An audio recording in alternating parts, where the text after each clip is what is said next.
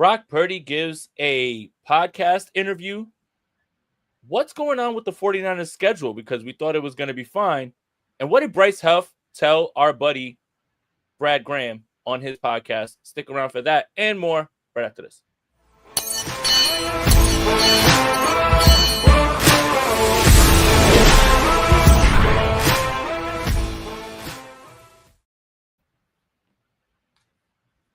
I'm Jason Aponte. That's Steph Sanchez. This is the Bully Ball Podcast on the Gold Standard Podcast Network, the only 49ers podcast that is rooting for the New York Yankees today against the Seattle Mariners. Steph Sanchez, okay, how are you I'll doing go today? It. Yeah, I know you will. I know you. Oh, I know you will. I don't know where this is going. You're talking about baseball, but you know, I know you will. I mean, it's not. Listen, look again. Just remember how baseball fandom goes. If your team wins, we're so back. If your team loses, it's not a real sport. Just make sure you remember that stuff. And that happens at least 100 times, like in the year. By the way, which it happens 7 times during every game. Breaking Jason Aponte's a jerk just flashed on the screen. It happens 75 times a game. You know, your team leaves 3 runners on base. You know, season's over. You know, pack it in. They hit a home run. We're so back. Like it's just the way baseball goes. But we're not here to talk about baseball. We're here to talk about football, specifically 49ers football. 49ers Gab. I love that comment. I told you to trim those sideburns, Aponte. Still like him better than Steinbrenner. But Steph, Brock Purdy goes on busting with the boys. And I have to admit, when I heard this, I wasn't exactly filled with, man, I got to hear this. And here's a few reasons why. I think Brock is very measured. You know, he's not going to give anything away. I love Taylor and Will. You know, I had a chance to meet them and talk with them for a little while when I covered the Super Bowl in Arizona. Those guys are exactly who they are on that podcast, and they're great. You know, and they usually want to pull good quotes and things like that. It's just the combination of Brock and them. It was leading me to believe that they were going to try to pull some stuff out of him, but Brock's too smart for all that, right, Steph? I think it is. There's some of that, and then there's also the fact that Brock Purdy gets asked the same freaking questions to this day. Like, it's been years removed. We're years removed from his draft, and we all know he was Mr. Irrelevant. Can we please stop with that? Like, stop asking him how he feels about having been Mr. Irrelevant. We know this already. Like, he's answered it so many times. So there was a lot of that. It was a lot of the typical questions. I don't know if it's just because, you know, Brock's a very like low-key guy. It's not like Kittle where you're like, hey, like Kittle, like I saw you were doing this and that like last month. Like, what's going on with that? Like Brock, you don't really know what's going on with him other than, you know, what he allows you to see, which isn't much, right? So I think there's not a lot of low-hanging fruit to ask Brock Purdy on besides maybe just the typical things. And then sometimes his teammates. So on, you know, what you were saying about, you know, trying to get him, not necessarily try to get him to slip up, but try to get like an interesting quote out of someone and, you know, maybe asking him certain questions. So they did ask him about Trent Williams specifically, and then also how he feels when Trent isn't there. Like, what's the difference? And they even kind of said, like, hey, I know, you know, you're media trained. You're going to try to be careful how you answer this. And as you would expect, you know, Purdy was pretty good at answering it in, you know, politically correct fashion. But there was a small bit in there that gave me a chuckle because he kind of referred to Trent as his binky. And Rob, I don't know if you have little safety blanket. I'm like, I need my binky and I need him to be in the game. I mean, he's so real for that. Because I mean, it's Trent Williams. I mean, that's a respectable answer when you're talking about Trent.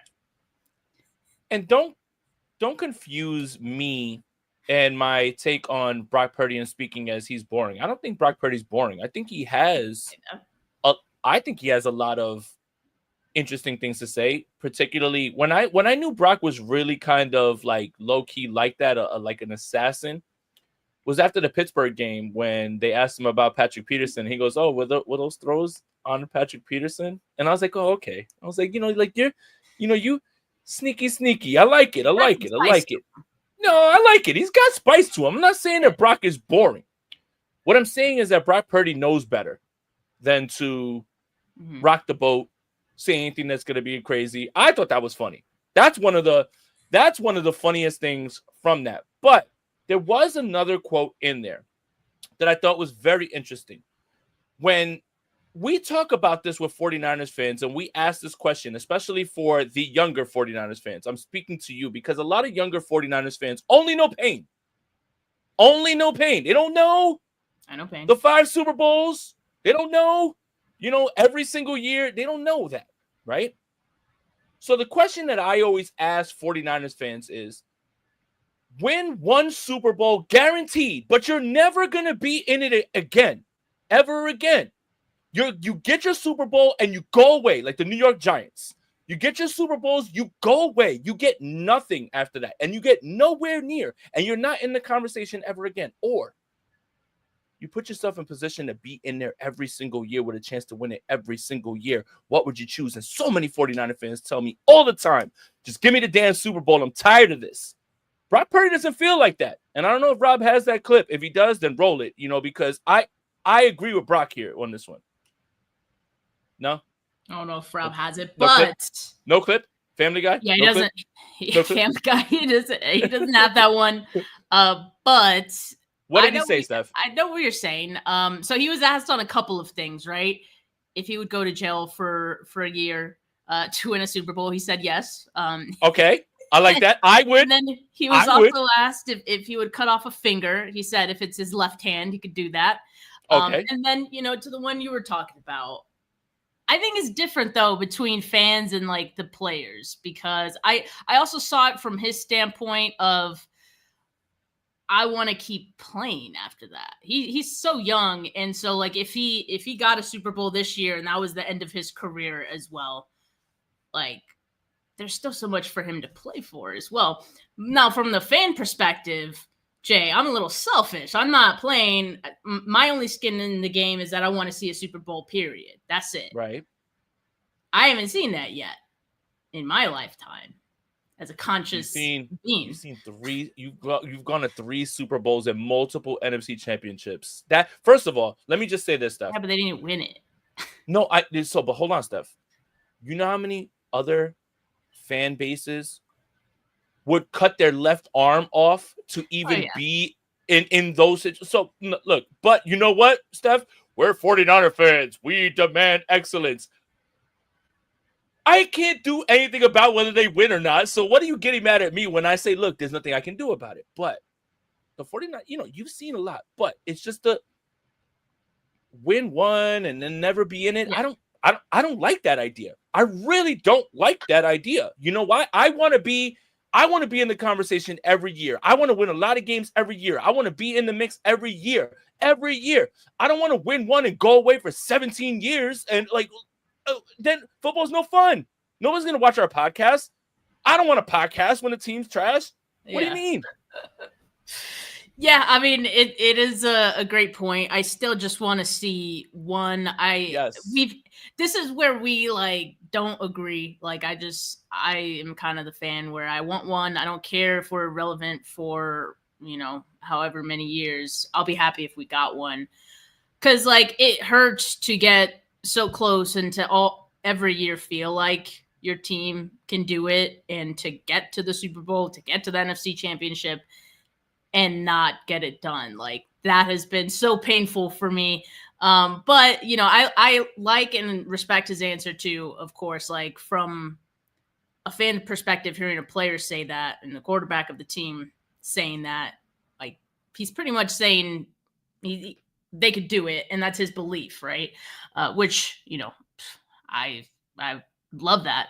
And another thing, he was asked if he'd rather win 1 Super Bowl with the Niners or 3 with the Seahawks. He didn't answer. Well, he did answer, actually. He pretty much said no and shot that one down. Yeah, you better. I know he knows this fan base really well, I think. He's not going to give anything up, man. It's just, he's not going to give it up. Come on. You got to respect that. But Jay, there was another thing from this interview that I found interesting, because you're right. There's a lot of, the unnecessary stuff in that one. But one thing that he talked about was, being in the locker room last season and just kind of how, the perspective of some guys and just in the locker room in general kind of shifted a little bit once, guys knew that they weren't going to be making the playoffs. And Yeah. Rob, you got that clip? Last year, it's like we sort of gave up some of these games, didn't finish, and then our record started going down, and it's like, oh, shoot. And then we get to the end, and it's too late to try to get back in for the playoff run. So that's when I was like, all right, this is different. Knowing that we got to get ready for like 2 or 3 more games at the end of the season and we know we're not getting in the playoffs. Like, dude, it's just different. The vibe in the locker room, guys showing up to work, wanting to win, and like, it's just different. And so for as crazy as it sounds, I'm trying to take it and learn from it and make it a good thing, obviously to stay away from that kind of feeling and all that. But it was definitely like a little wake up call because teams go through that every year and I never have up until last year. And teammates have told me like, bro, trust me, the worst is like, you get halfway through the season, you're not making it. Like, try showing up then for meetings and holding guys accountable, and like that's a dark place to be. So guys start talking about Cabo and all these things. Yeah, like they're not all the focused trips on the week in, and week out. Thinking about their contracts. Are you going to be here next year? Like all that stuff. Where years past it was not like we're trying to make it to the Super Bowl. We're right there. We go to the Super Bowl. Everyone's all into the last game. It's different. I never experienced something like that. You know what's funny, Steph, is he'll never beat those questions about last pick and the story as long as he's like, oh shoot, and gosh darn, and like look, Brock's just a likable guy, man. He really is. And I think again they're locked in on the story, but I think what's important from what he just said was what I was just telling you. The 49ers are in it every single year, all the time. And how many fan bases would love to be like that, right? I understand. I have shed tears watching this team lose in Super Bowls. I was in Miami in 2019, not at the game because I'm very poor, but I was there. I was in Miami. I watched this somewhere in Miami. I was in San Francisco last season when they lost in Vegas.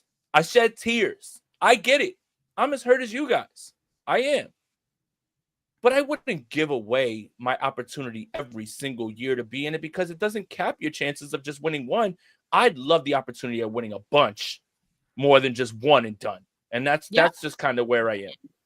I mean, I would too. Yeah, and I'd love to see that. I almost like that they went through last year, and it builds character, right? That's what they say about tough times. And just hearing Brock talk about it and hearing about, him seeing how other guys react to it, it's like it seems like an icky feeling and one that they don't want to ever feel again, which I think is going to be really positive for this team going forward, especially coming from what they had been before, because they know the other side of it and they don't like this side or the side of 2024. So I think they're motivated to change it. And I think everything from this offseason has shown us that they are motivated to change the outcome of this year. So all in all, I mean, it was your typical Brock Purdy interview, but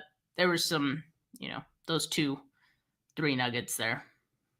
No, that's good. And again, it's not that I believe that Brock is boring. I don't think that at all. I just think he's smart. I just think he's very smart. He understands. He's not going to, he's our guy. He's a locker room guy. He's not going to, rock the boat, anything like that. Now, I do want to end this by saying this. Brock Purdy is on my I don't want to hear you on podcast list. And here's why.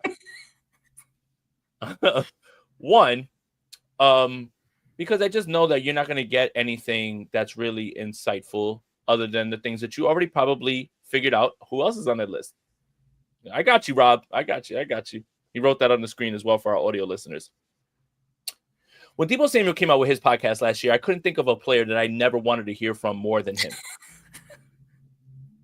When Brandon Ayuk goes on his podcast on the first one, I couldn't think of a second more player that I didn't want to hear from than him. Like terrible first guess. Yeah, it's just look. At this point, send up Jake Brendel and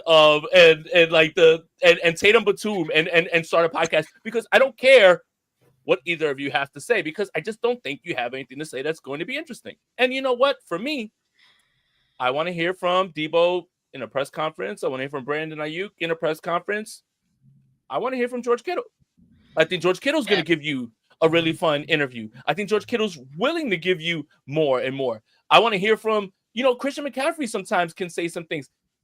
You know what? 49er fans, please don't take this as me hating on our team. Less podcasts. That's it. Just and I know the irony except for ours. Yeah, I know the irony of what I'm saying, right? Is like, not everybody needs a podcast. Not everybody needs to get on to a podcast. Like, I get it.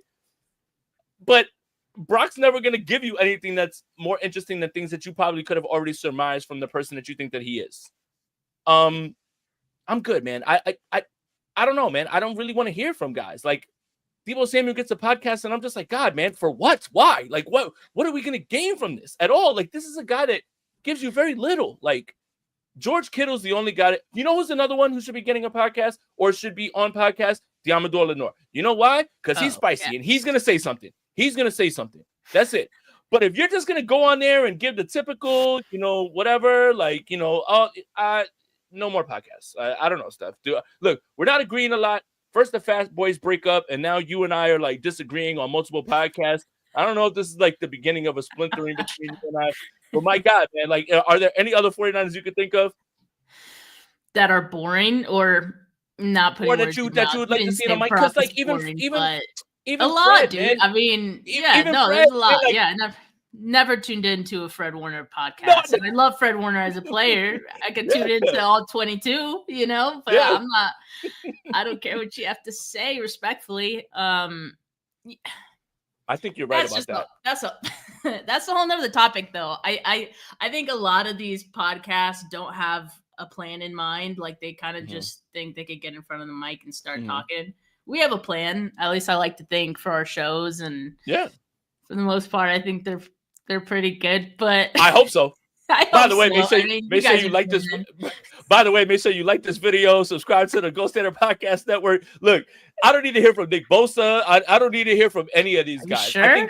You don't want to hear Nick Bosa? Put that on 3 times speed, please. Put it on 12 times speed. It would be Diamador Lenore, and it would be George Kittle. That's it. You know who else? One more. I want to throw. Juwan Jennings. I bet you Juwan Jennings will be a great podcast. Invite, sure. and he would give it up. I think he would give it up. Now, having said that, we're going to pivot to another 49ers player who is on another podcast. This is great. This is great content right now. Yeah, this is great. This is great content. A very meta podcast talking about a podcast. Right. So Taco Bell inside of a KFC inside. Never mind. Bryce Huff went on our good friend Brad Graham, love Brad Graham, the SF Niners podcast. I actually got some things from Bryce Huff that I thought were very interesting. It was a great interview. It really was, because Brad is in on the X's and O's, and this is what I kind of wanted to talk about with you when you said, Fred Warner should talk about the All-22. I think people get shied away from that type of content because they start to feel like they're lost in the sauce. But I think it would be so informative for fans to understand what's going on and what's going through their minds. But it has to be entertainment and that, right? Like, for example, like the LeBron James and Steve Nash podcast is all about X's and O's. And the podcast before that he had with JJ Redick was all X's and O's. There's nothing I mean, not that it's not entertaining. It's just informative, right? Like, they're sitting there sipping a glass of wine. They're talking about sets and where to go. Like, that would be good. But Bryce Huff was very forthcoming. In fact, Bryce Huff talked about immediately getting to Philly and almost wanting to ask for a trade right there, because before he broke his hand, he knew that it wasn't going to be a fit. And that's pretty funny, honestly, to me, because he was having those issues with the Jets and everything, and the Jets wind up moving him over there. And then he gets over there, and the grass isn't greener. Like you get over on the other side and you're like, I'm not going to fit here. I thought that was really interesting for him to say candidly that I was literally about to ask for a trade within moments of getting to Philadelphia, it felt like. Yeah, we have the clip if Rob, you want to play it. Yeah, I mean, honestly, if I'm being 100% honest with you, I wanted to trade like fairly early on, and just because of how things went in Philly, like I knew pretty early on that it wasn't a fit. But like being a signing of that magnitude, like being undrafted and going and getting that contract and being in Philly, like the expectations are at an all-time high. So I knew a trade wasn't going to happen during the season. But I had just kind of like talked to my agent about it. I was like, yeah, when it's all said and done, like I might need to step, you know, just to be able to put myself in the best position to ball out and have a fruitful career. And there's a plethora of things that went down. I don't want to get into specifics, but Of course. I like being in the league for five years last year. I'm going into my sixth right now, but being in the league for 5 years, I kind of knew what it felt like for me to be what's the word? To be in a good situation, you know, and that's just what I was like, yeah, I gotta look out for myself and do what I think is best. So I mean, I kind of knew where it was headed, like fairly early on into the season, but probably even training camp, if I'm being honest with you. But so when everything kind of popped off, it was just like, yeah, all right, let's get to work. To know that So what as do you- early as training camp is crazy. Like how can you motivate yourself for like the whole year if you know like this is just not the right fit for you? And what he wanted to say was misutilized in terms of what, and I think a lot of that has to go into the context of each player's season. Everything matters. Coaching matters. Situation matters. You know, your injury status, all that stuff matters. I think we just kind of wrote off last season as, okay, it wasn't a fit and his hand was broken. You got to put your hand in the dirt. He's a speed rusher. That's not the type of guy that he is.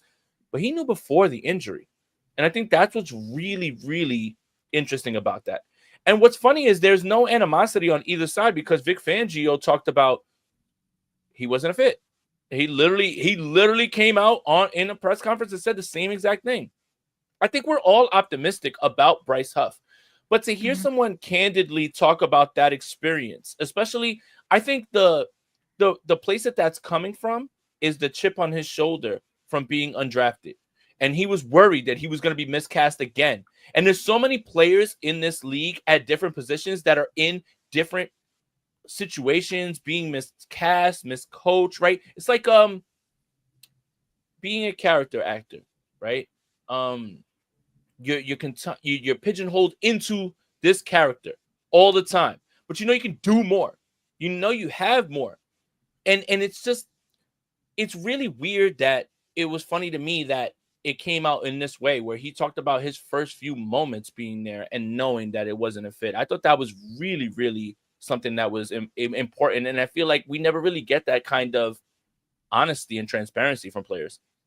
Yeah, and you know, there are a lot of people, you know, from the Eagles, some of his teammates, as you mentioned, Vic Fangio, that have kind of alluded to that and hinted that it probably wasn't the best fit. But hearing it from Huff himself and him talking about how early he got that sense, like I said, like that's pretty crazy. And to go back to just like the undrafted free agent angle, like I do think that, and this is not for every undrafted free agent, but the ones that kind of like break through and make rosters, right? You see that being the chip on their shoulder that drives them, right? And so like I see that in Bryce Huff. Like early in that interview, they're talking about, you know, his journey as an undrafted free agent and just like having to prove himself. When Robert Saleh was then hired, you know, he had already kind of made his claim on the Jets and made the roster before Saleh got there. And then it's like, well, you got to prove yourself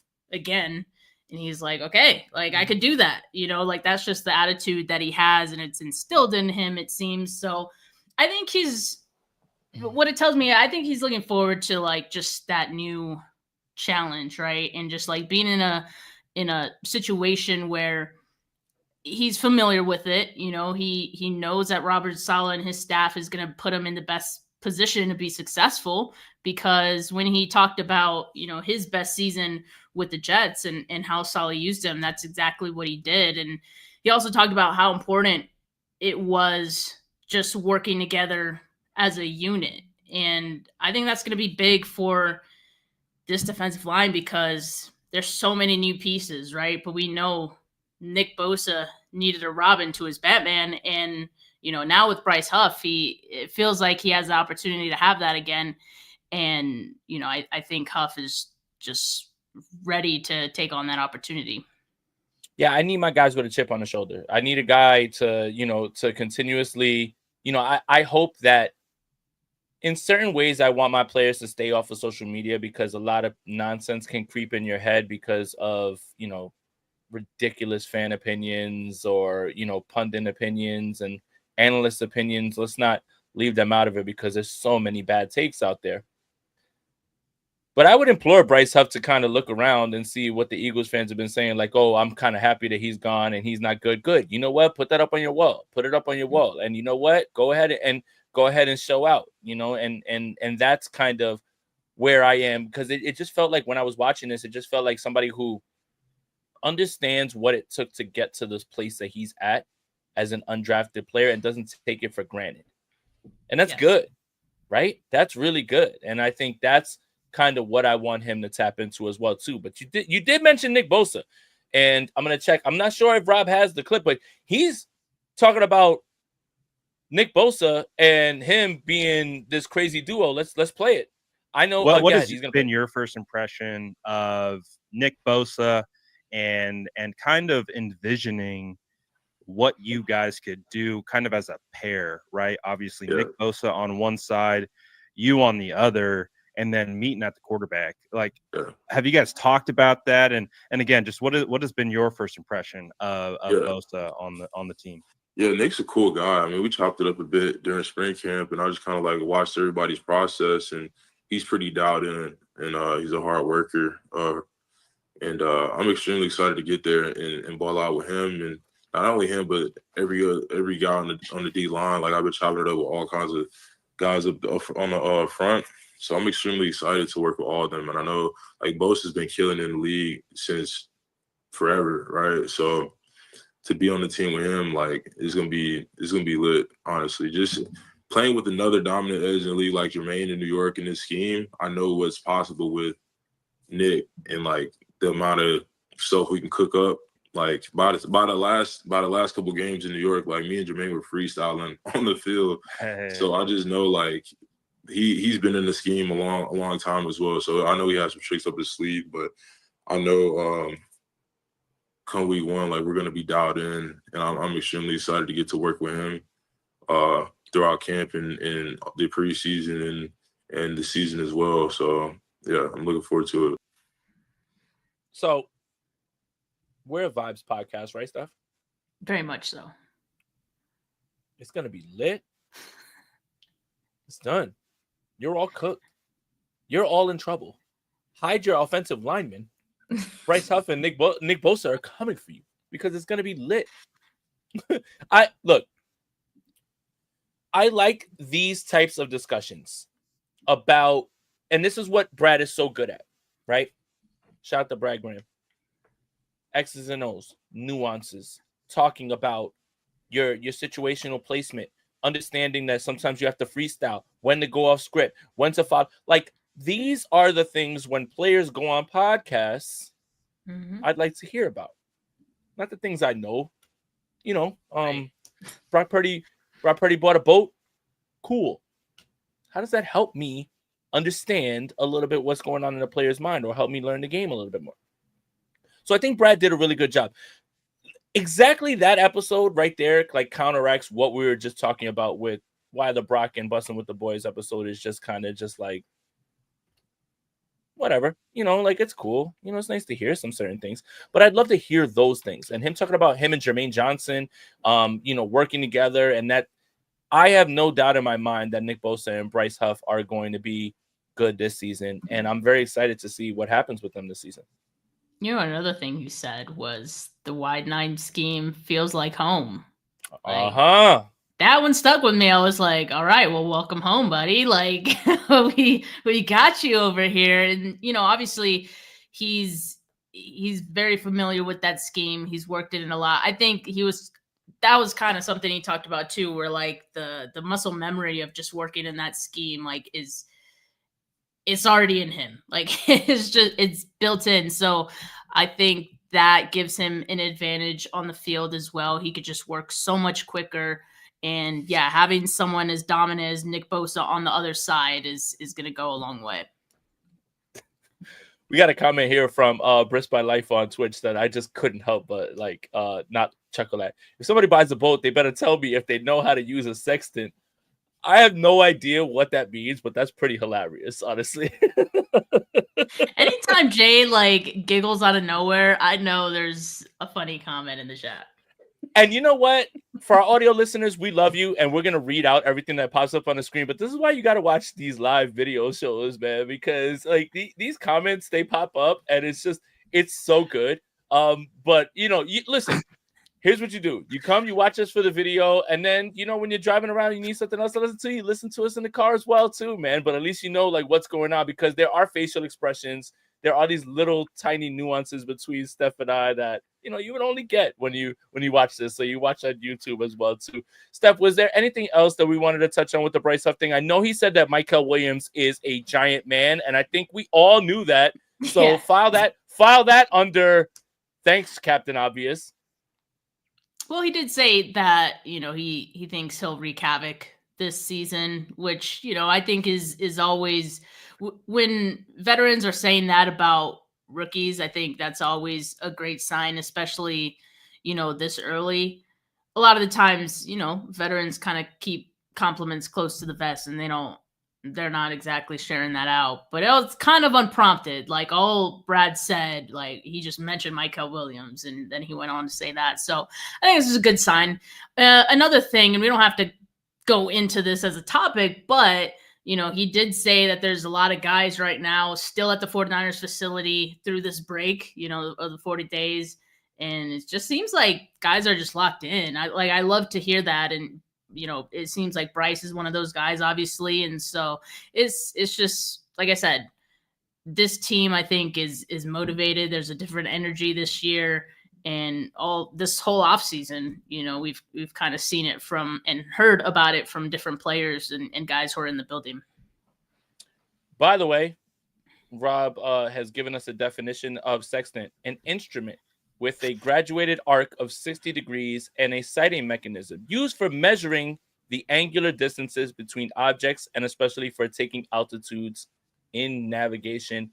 Who says you can't learn anything from the Bully Ball podcast? Because I just learned that, by the way, as well, too. So, no, look, we're all excited about the defensive line, but it was really cool to hear Bryce Huff get a little candid. Shout out again, if you haven't watched the interview, shout out to our guy, Brad Graham, man.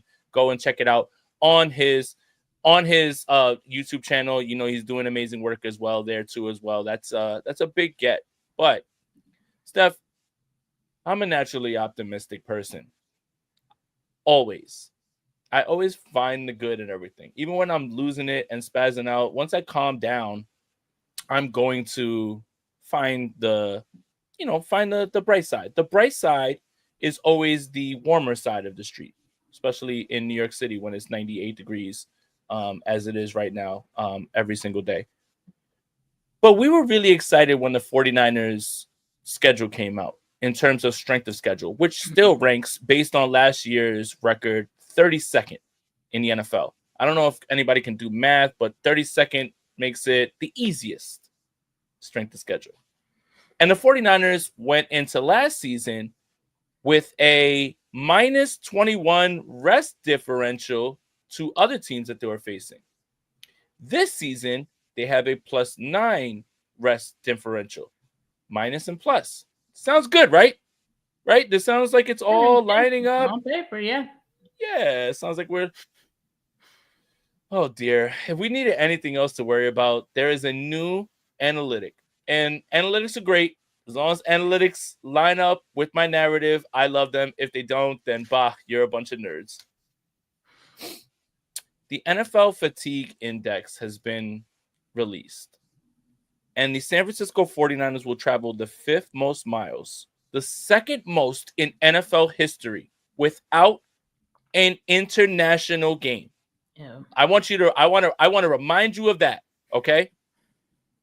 And 3 short rest games and 3 games where the other team has 10 or more days of, or they have 10 or more days of fatigue. Now, look, this isn't a perfect science. The methodology is based on combination of games played, rest days, travel fatigue, road weariness. I want to make sure I pronounce this correctly, and if I don't, please someone call this out. Circadian misalignment, which means body clock. You know, again, you Cali people can't come over here without being like, oh, football starts at 1. Yeah, whatever. When I get over there and it starts at 10, I'm ready to go. So I'm with you. Or whatever time it starts. But this is the quote. This is the quote. There's no way around it. The 49ers schedule is brutal, and a week 14 bye may not be enough to save this group down the stretch. San Francisco does enjoy the 4th best rest advantage with 0 opponents coming off a bye, and it boasts the easiest strength of schedule based on last year's records. But the 49ers traveled the 5th most miles overall and 2nd most by a team without an international game, which is why they are on the wrong end of the 2 biggest net total fatigue mismatches of the entire season, week 11 and week 13. And before I pass it to you, Steph, I just want to throw out this caveat because I'm optimistic. The Los Angeles Rams have the number 1 fatigue index, and the Los Angeles Chargers under Jim Harbaugh, just a fun fact that I'm throwing out here, are about to travel the most miles in the history of the NFL just this season. Steph, should we be worried about these analytical numbers and body clock and rest and all those things?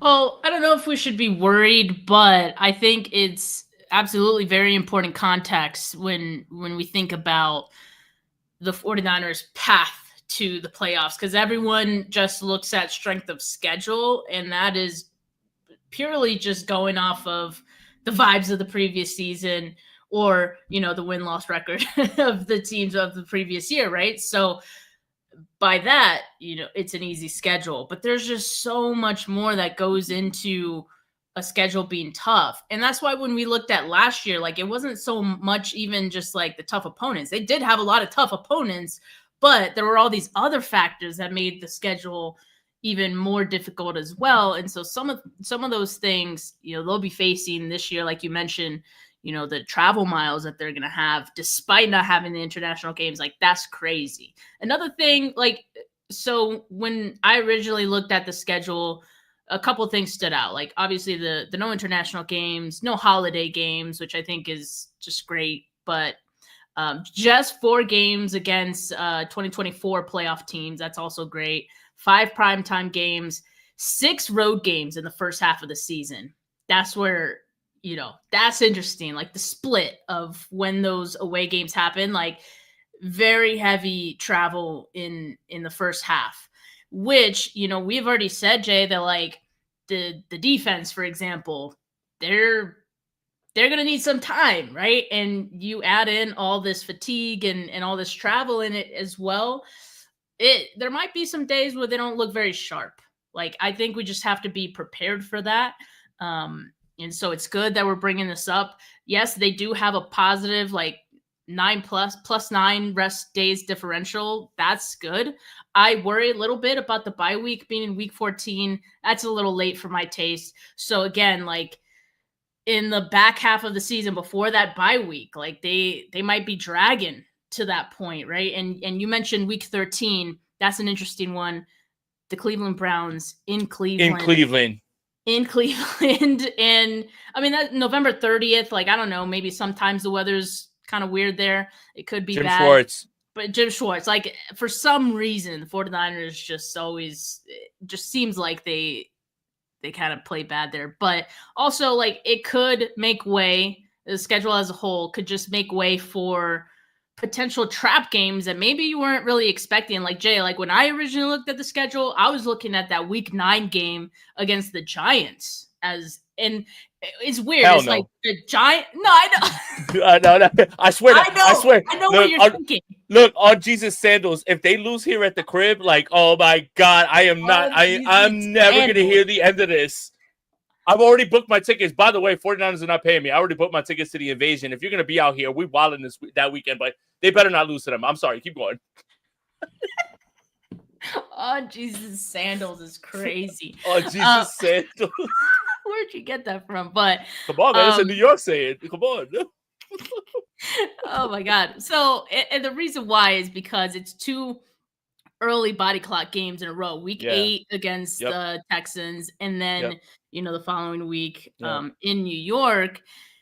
And I know, Jay, I know exactly what you're thinking. Like, no way they lose to the Giants, and they might not, but like they might look bad. They might look bad because there's always those weird games.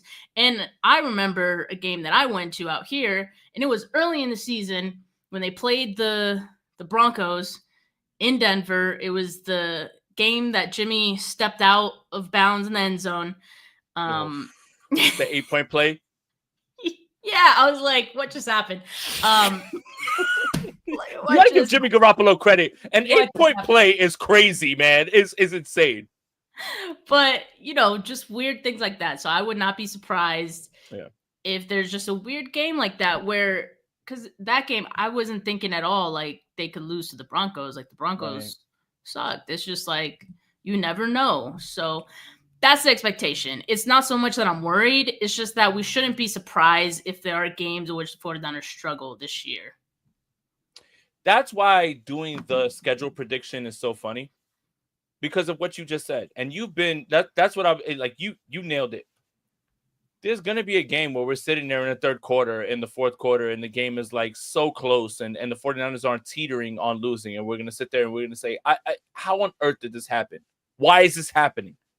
Well, sometimes, and this is why the NFL is the greatest league in sports, because of parity, because of what can happen, because of the physical toll that it takes on these players. I think it provides valuable context instead of it just being something that's an excuse.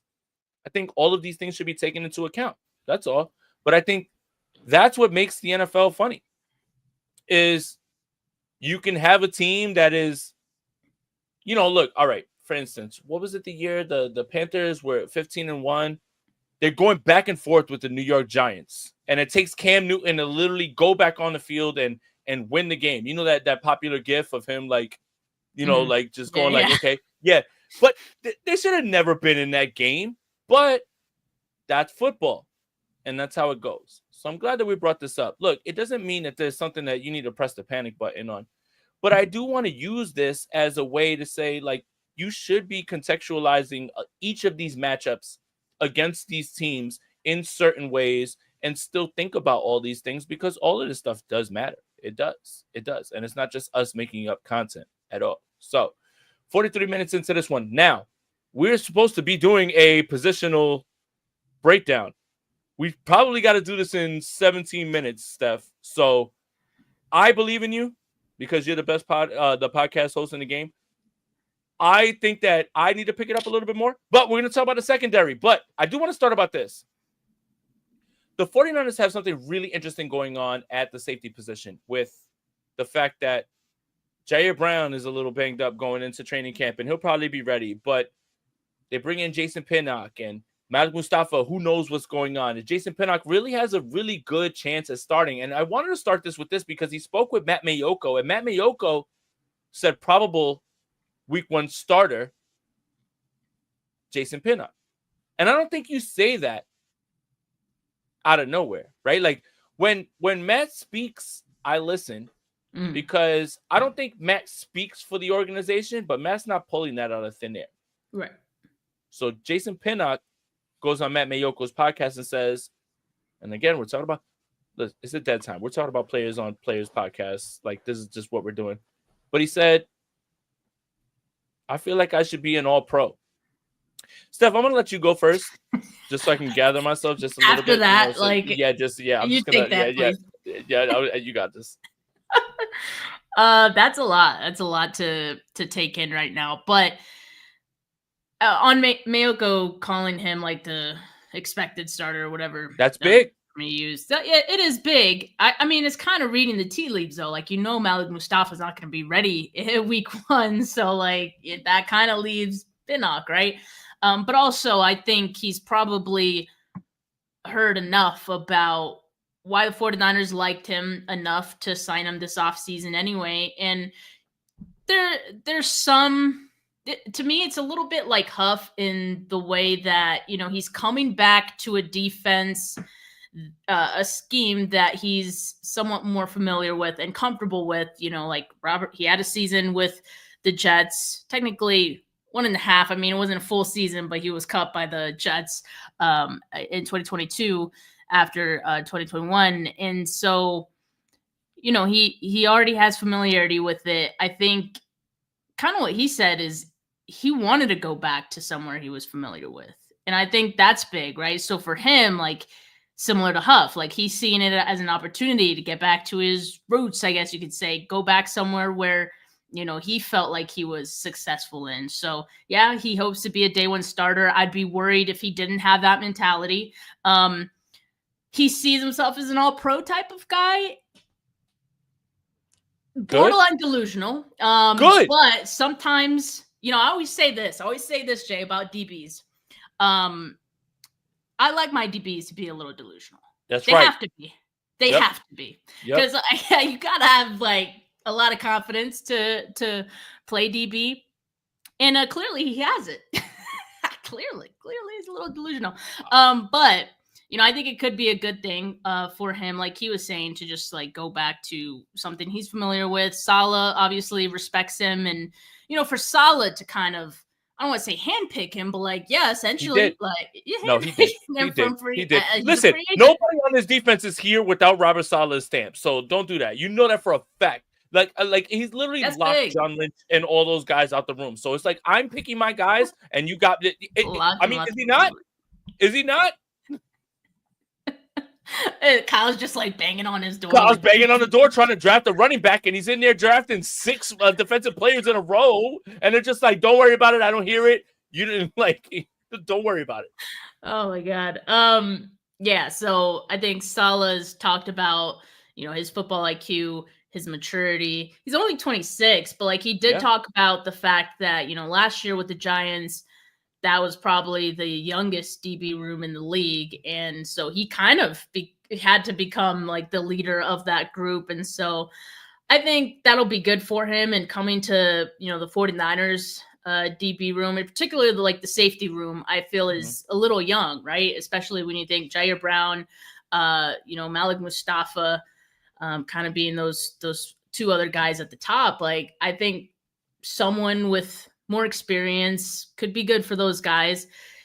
My question is, or just like what I'm still trying to figure out, is what is that experience going to look like on the field? Because it hasn't always been great, right? Like, so I don't know what it's going to look like, but I will say, like, 49ers have had some safeties come in and find some success, like some success. So maybe, like Gibson, so maybe Pinnock can carve out a role that is serviceable for the 49ers. And who knows, maybe he could surprise us. We just don't know. So I'm keeping an open mind to it. I know that he's good at being like a hybrid kind of nickel safety that, could blitz a lot. Like that seems to be a strong point for him. So as long as the 49ers use him the way that best fits his skill set, which, we've been saying a kind of a theme with Robert Saleh is like he knows how to use guys well in their roles, then, I have an open mind. I'm hoping the best for Pinnock. Like, we do need him to be good. I think that Pinnock is he's like the case study for boom or bust. In terms of, he can give up a play over the top of his head, but I've watched him house you know, because I watch the Giants, well, you know, because the Niners don't play till 4, you know, and I have, you know, I got to watch either the Giants or the Jets, and I I'm don't so care sorry. because yeah, I know, God, and I don't care because they both stink, but I've watched him house like in 101 yard against Miami, you know, touchdown. Like he's very, if there's some stability there without losing that instinct, that's where you have to feel really good about it. And you have to also, to your point, if Robert Saleh likes him, then at this point, we're riding with him till the wheels fall off because he's literally handpicking everyone from this defense. And guys are coming here to play for him and letting everyone know that the reason I'm here is because Robert Saleh's here. So all of these things need to be factored into it. I think there is a happy medium of, you know, being a ball hawk, but also not giving up things over your head. Like he has these plays where he runs things back, but he also has these plays where he's getting absolutely torched for touchdowns. And I think that's something that, you know, again, you said he's young, 26. Okay. You know, a little bit to your thing about, I think I can be an all-pro player. I don't think I ever want to hear any 49ers player get on there and be like, you know what? I think I'm a middling bench guy who's going to sit on the bench. Yeah, like I don't want to. Yeah, you know what? If you're going to say that, then get out. I don't care. Like I really want you to be that confident. And there is this balance, and I think it's for all football players. And you said secondary in particular, because a lot of the guys, and we could pivot the corner now. A lot of those corner guys are just out on an island. That shit is like Gladiator, right? Like it's you against.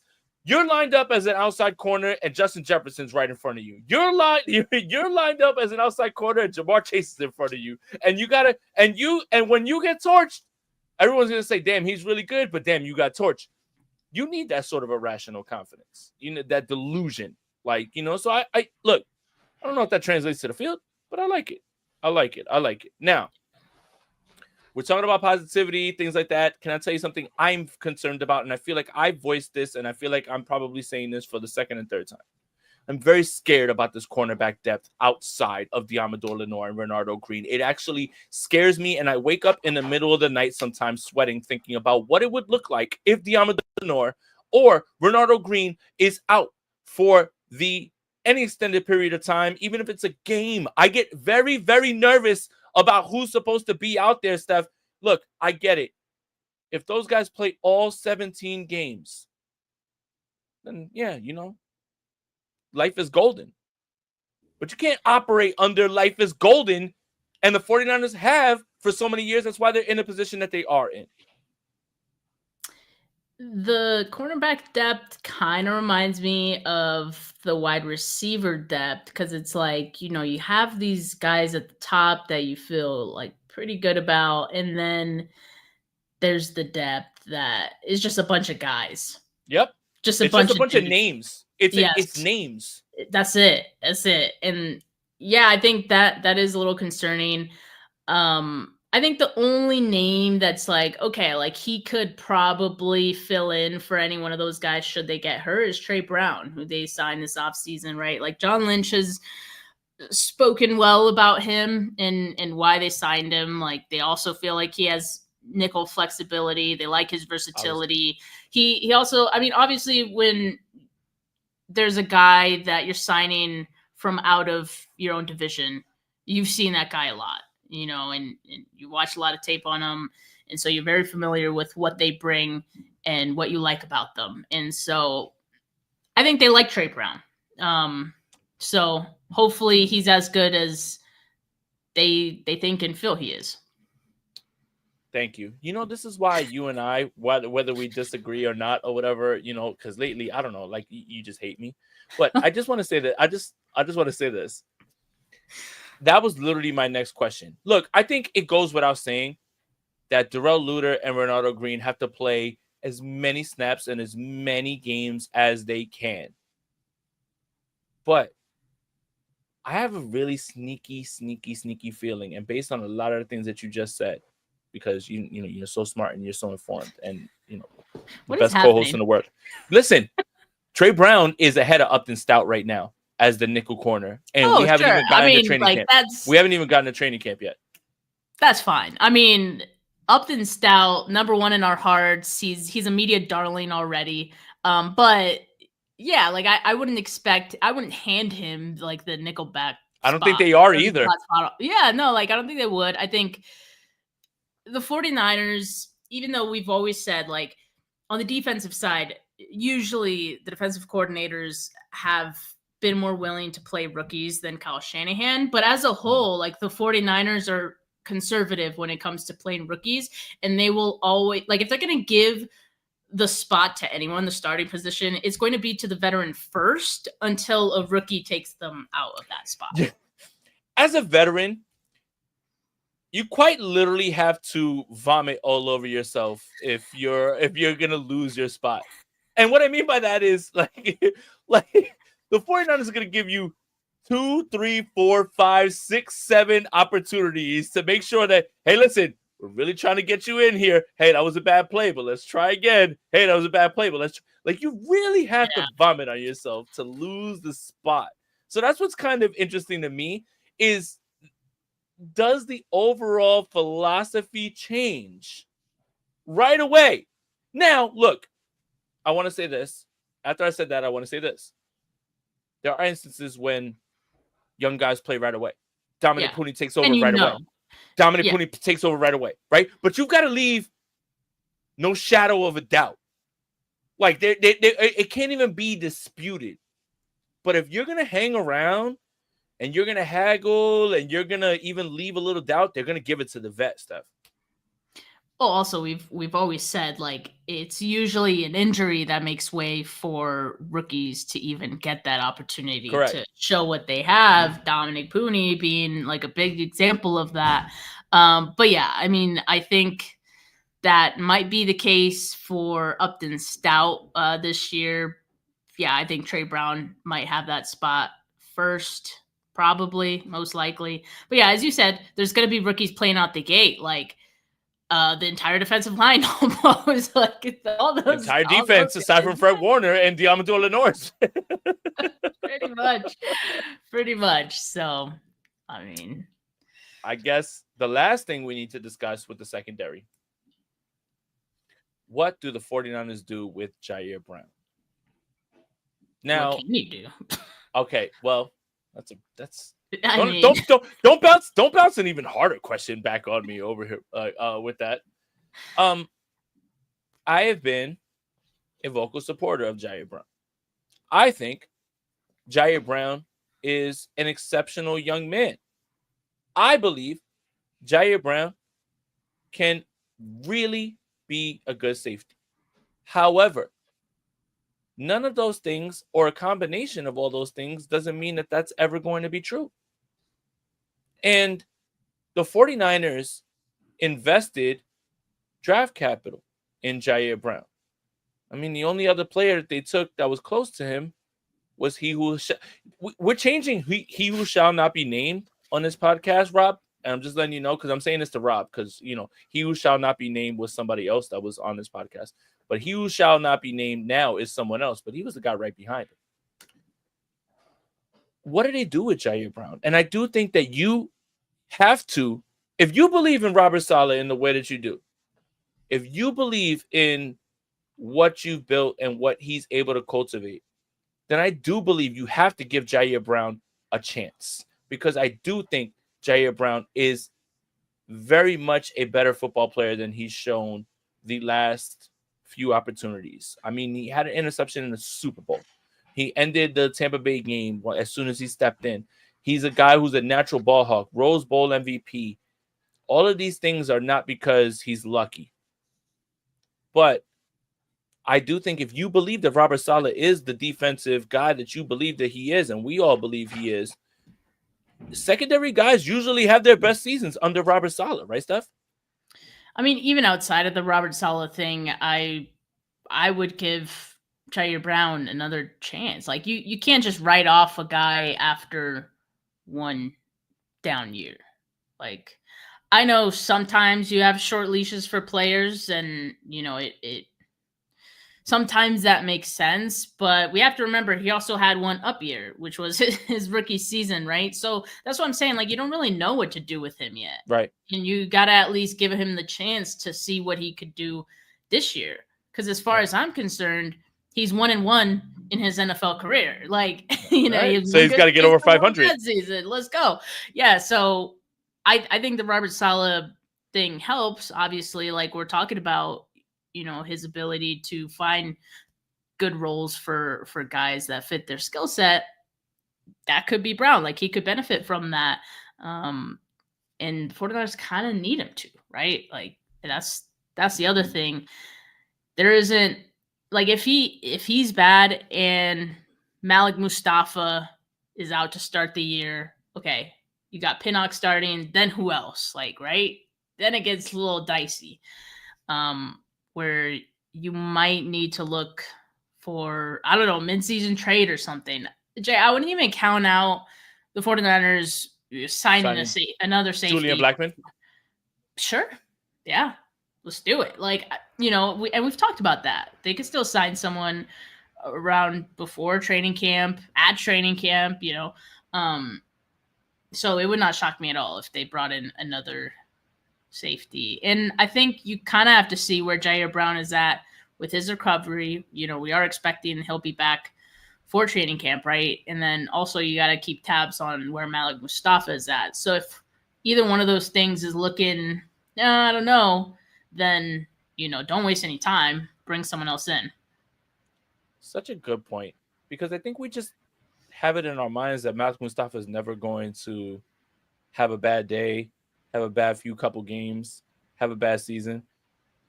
And why should we, right? Like you can't predict that. But it is also something that you need to bake into your thought process. And I love what Ben Ali says. He got Sorensen. Because the funniest part about the Jair Brown thing is under Steve Wilkes, who had the 49ers within moments of winning the Super Bowl, you know, that team, he had a great season. Sorensen gets in there, and he's a natural DB guy as well, too. Mm-hmm. And Jair looks a little tentative, and he looks like he's out of place. And one of the things that I think needs to be cleaned up regardless of the defensive coordinator is just his tackling angle. And that's something that we talked about with Hufanga when he was here. The guy wants to run in with like a bull, you know, like seeing and you're just running yourself out of the play. Like just I need aggression. I need controlled aggression. Yes. So it's not just a Jair Brown thing. We were talking about the same things with Hufanga. Literally, I couldn't believe it yesterday. Somebody, I think it was like yesterday or the day before, somebody posted that clip of Kyler Murray running through and as soon as he gets through the first level, he's already pointing at the end zone. And Hufanga's just tangled up with a bunch of like interior defenders. Like, what are you play safety? Safety. Listen to what I'm telling you. Safety. You play safety. Be the safety. Okay? We love when you make the play, but my God, man, if you would have just stood a few yards back, probably would have saved a touchdown. So, like, for me, all of those things need to be controlled. Here it is. Hufanga, where are you going? The ball's the other way. What are you doing here? If you're not watching, you know, if you're listening at home, my goodness, Rob is posting the clip. It's not just him. And a lot of players need to figure this out, you know, and a lot of people, you know, look, we love what Hufanga did, all that stuff or whatever, but that's just a microcosm of the things that he needed to clean up as well, too. No other player is perfect, right, Steph? No, and I mean, yes, the arrow is pointing up, I think, for the defense as a whole with Robert Saleh.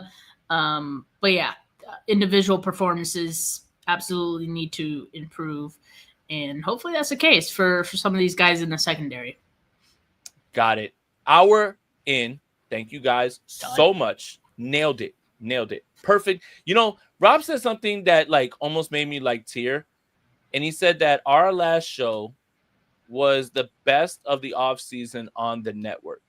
And Steph, that's high praise because there's so many good people on our network and so many people that do such great work.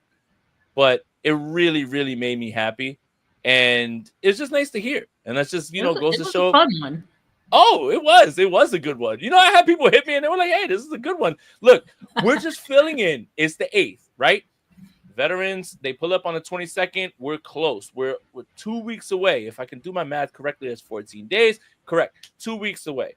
But I do want to ask you this before we go. Are you going to the movie theater to watch Superman this weekend? No. Oh my God. What was the quick no for? For one, I'm not a movie buff, really. I know you are. I respect that about you. Okay. Thank you. Like, if there's anything I know about Jay is that, like, he loves. Now we watching movies. Yeah. Yes, cinema buff. But I'm not that. I was thinking about watching Jurassic Park, which is. Okay. All right, Steph. I don't want to cut you off, but thank you. I've heard that it's bad. I don't care that it's bad. I'm not going there for the acting. I just want to see dinosaurs on a big ass screen. Can we do this real quick? Yeah, exactly. Thank you. And for our audio listeners, give me dinosaurs eating people. Look. If I can give advice to anybody who's out there and wants to be a cinema buff, and this is why I enjoy so many movies, it's this. I don't go to an Arnold Schwarzenegger movie looking for an Oscar-winning performance. I go to watch him blow shit up. If I'm going to a Jurassic Park movie, I'm not going for this incredible movie. I just want to see dinosaurs. Stop looking for things in certain movies. And the custom popcorn buckets. Have you seen those? Yeah, I mean, these are all good reasons. These are all. You know what? You kind of convinced me to I should go. And also this too, Steph. Also this too. The highest grossing actor / actress, whatever it is our queen Scarlett Johansson, and that is something that we need to celebrate. No other actor or actress has made more money doing the thing that she loves or they love than Scarlett Johansson. And if I'm going to a Jurassic Park movie, I'm not going there because I'm like, this is going to be the best picture. I want to watch dinosaurs kill people. My God. Well, you know what, Jay? There was a time where it was the best picture. So, and it's a timeless classic. But I agree. I love dinosaurs. I love dinosaurs. Any Jurassic Park movie, I will watch. So, okay, I will watch. Yeah, you should go. I think I am too. I think I convinced myself as well too this weekend because it's gonna rain this entire week for the rest of the way here in New York. So I might as well. Can I ask you one question? How old were you in 1993?